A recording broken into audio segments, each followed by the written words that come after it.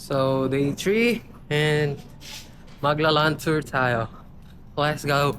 Pero before kami nag-land tour, isinumpisan muna namin yung araw para magpa-picture sa sikat ng Crystal Kayak. And after nun, sinamahan kami ni Kuya dahil siya yung nagmamanage sa mga tour namin. At hinanapan niya kami ng mga sasakyan namin papunta sa mga beach na pupuntahan namin. Ang unang pinuntahan namin dito is yung sikat na Mangrove Boracay.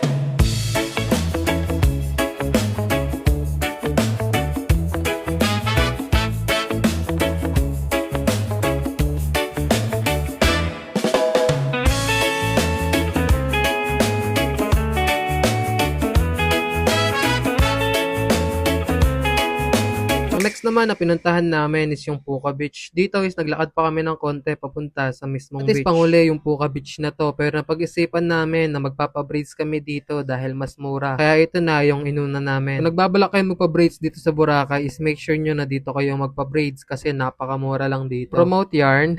Dito na rin pala ako bumili ng mga souvenir. Dahil nauna ko matapos sa mga kasama ko, kaya nagpa-picture na ako sa mga signage dito. Ano pa nga bang gagawin kung hindi ito ang gagawin natin? Tapos namin sa Puka is nagbiyahe naman kami papunta sa Boracay New Coast. Pagkababa namin dito is naglakad lang kami ng konti at napuntahan na namin yung pinakasikat na Kihol. Bago-bago nga yung panahon dito, umaaraw, umuulan, kaya napakanta na lang din ako. Ang buhay ay sadyang ganyan. Ganda guys, look. Umaaraw, umuulan. Maaraw umuulan, maaraw umuulan, buhay ay sadyang ganyan.